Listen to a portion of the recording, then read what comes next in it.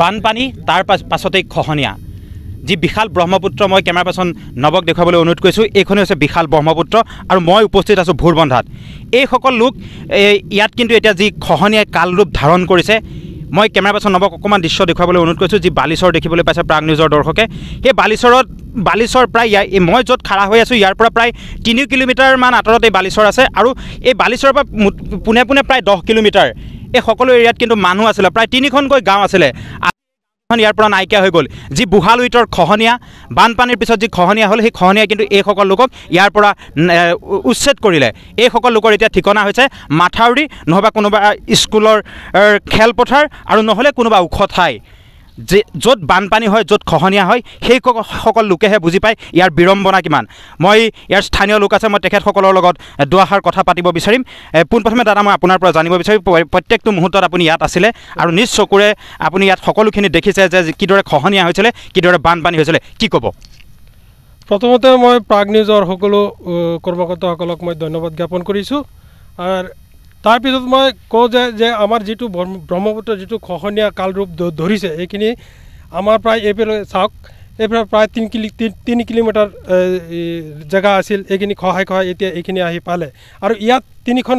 গাঁও আছিল একদম ভৰপূৰ গাঁও এইখিনি আপুনি এতিয়া যদি চকুৰে নেদেখে নিজ চকুৰে নেদেখিলে এইটো আমি ক'ব নোৱাৰিম চকুৰে এনে কৈ বুজাব নোৱাৰিম তো গতিকে এই মানুহসকল যে খহাই এতিয়া গৈছে এইসকল মানুহ এনেকুৱা দুৰ্দশাত আছে যে কোনোবা মথাৰিত আছে কোনোবা চৰকাৰী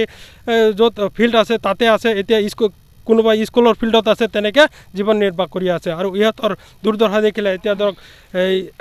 সিহঁতে নিজৰ ল'ৰা ছোৱালীক পঢ়া শুনা কৰিব নোৱাৰে চৰকাৰক কি আহ্বান জনাব চৰকাৰক আমি এইটো আহ্বান জনাওঁ যে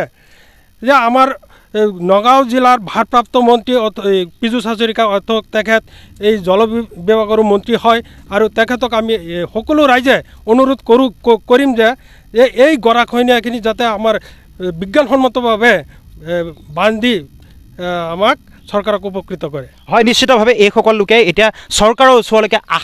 আশাৰে বাট চাই আছে কিয়নো যেতিয়া বানপানী হয় যেতিয়া খহনীয়া হয় যি ভুক্তভোগী হয় তেতিয়াহে সেইসকল লোকেহে বুজি পায় AC ৰুমত বহি থাকিলে বা AC গাড়ীত ঘূৰি ফুৰিলে ইয়াৰ বিড়ম্বনা কিন্তু বুজি পোৱা নাযায় নিৰ্বাচনৰ সময়ত আহি পেলাই দুটা ভোট বিচাৰি এইসকল লোকক প্ৰতাৰণা কৰিলে এইসকল লোকে কিন্তু যি কষ্টত জীয়াই আছে সেই কষ্টৰ অকণমান অনুধাৱন কৰক আৰু স্থানীয় লোক আছে মই তেখেতৰ পৰা দুআষাৰ কথা জানিব বিচাৰিম কি ক'ব দাদা যে আপোনালোকৰ এই অঞ্চলৰ যি ৰাইজৰ দুৰ্দশা দেখিবলৈ পোৱা গৈছে বানপানী বা খহনীয়া এতিয়া খহনীয়াত ইয়াৰ পৰা প্ৰায় 3খনকৈ গাঁও নাইকিয়া কৰি পেলালে কি ক'ব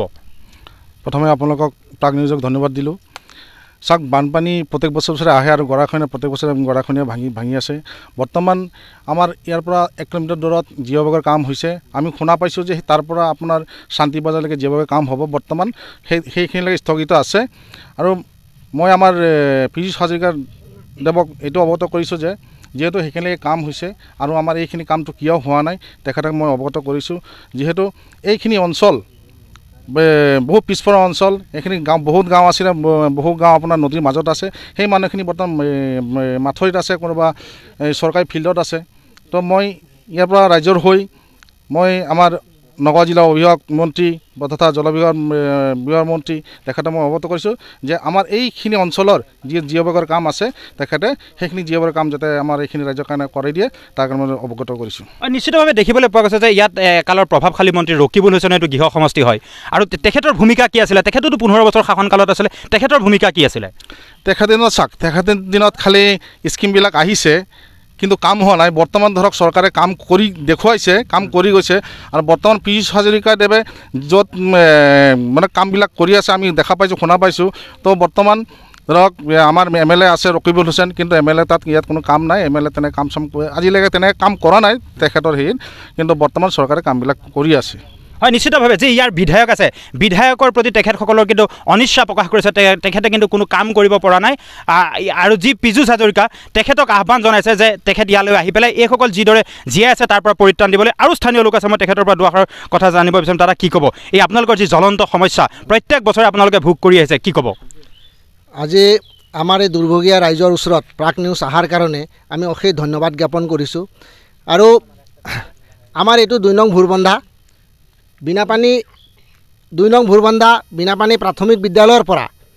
একে বৰঘুলিলৈকে আমাৰ ভোৰবন্ধা যিখিনি হিন্দু বসতি এলেকা য'ত নেকি আমাৰ এখন ধুনীয়া চৰকাৰ আছে, সুস্থ সবল চৰকাৰ আছে, ভাৰতীয় জনতা পাৰ্টি চৰকাৰ, ইমান ধুনীয়া এখন চৰকাৰ আমি পাইছোঁ। কিন্তু ইয়াৰ আগত যি দুৰ্নীতি ভ্ৰষ্ট চৰকাৰ কংগ্ৰেছৰ চৰকাৰখনে আমাক আজি আমাৰ ইয়াত 100% ভাৰতীয় জনতা পাৰ্টিৰ লগত লাগি থকা মানুহখিনিক আজি যি মানে অশেষ কষ্ট দি গ'ল এটা সময়ত, যাৰ কাৰণে আজি 7খন গাঁও ইয়াৰ পৰা উঠি যাব লগা হ'ল। আজি সেইকাৰণে আমাৰ গোটেই ভাৰতবৰ্ষত গোটেই ৰাইজে এখন সুস্থ সবল চৰকাৰ আনিছে। আৰু এই সুস্থ সবল চৰকাৰখন থকাত আমি এতিয়া আমাৰ এই দুৰ্ভগীয়া ৰাইজে এইটো সময়ত যদি অসমৰ জলসম্পদ বিভাগৰ দায়িত্বত থকা মাননীয় মন্ত্ৰী পীযুষ হাজৰিকা ডাঙৰীয়া আপুনি যদি এই দুৰ্ভগীয়া ৰাইজৰ ওচৰত আহি পেলাই আমাৰ মানুহখিনিক এতিয়া বচালেহেঁতেন, আমাৰ ৰাইজখিনি বহুত বাচিলহেঁতেন। কাৰণ আমাৰ এই পিছপৰা অঞ্চলৰ ৰাইজে খেতি বাতি কৰিহে খায়। মুখ্যমন্ত্ৰীলৈ কি আহ্বান জনাব আপোনালোকে, যি অসমৰ সোণালী অসম কৰাৰ সপোন দেখিছে, সেই মুখ্যমন্ত্ৰীলৈ আপোনালোকে কি আহ্বান জনাব? আমি মুখ্যমন্ত্ৰীলৈ আহ্বান আজি আপোনালোকৰ জৰিয়তে প্ৰাগ নিউজৰ জৰিয়তে আমি আহ্বান জনাম যে আপোনালোকৰ জৰিয়তে যাতে অতি সোনকালে মাননীয় অসমৰ মুখ্যমন্ত্ৰী ডক্টৰ হেমন্ত বিশ্ব শৰ্মাদেৱে গম পায় যে আমাৰ 2 নং ভুৰবান্ধা গৰাখহনীয়াত এতিয়ালৈকে জিঅ' বেগৰ কাম আৰম্ভ হোৱা নাই। কাৰণ যোৱাবাৰ কলিয়াবৰ সমষ্টিত বৰঘুলি অঞ্চলত প্ৰায় জিঅ' বেগৰ কাম এতিয়ালৈকে শেষ হৈ গৈছে। কিন্তু আমাৰ বেংগলী বঙালী হিন্দু সম্প্ৰদায়ৰ যিখিনি ঠাই আছে সেই ঠাইখিনিত এতিয়ালৈকে কোনো জিঅ' বেগৰ কাম আৰম্ভ হোৱা নাই। হয়, নিশ্চিতভাৱে এইসকল লোকে এতিয়া মুখ্যমন্ত্ৰীক এটাই আহ্বান জনাইছে, যি বিভাগীয় মন্ত্ৰী আছে পীযুষ হাজৰিকাক এটাই আহ্বান জনাইছে যে তেখেতসকল ইয়ালৈ আহক আৰু তেখেতসকলৰ যি দুৰ্দশা সেই দুৰ্দশাৰ বুজ লৈ এই যি জ্বলন্ত সমস্যা আছে বানপানী আৰু গৰাখহনীয়া, এই গৰাখহনীয়াৰ পৰা তেখেতসকলক মুক্ত দিবৰ কাৰণে তেখেতসকলে চৰকাৰৰ ওচৰত আহ্বান জনাইছে।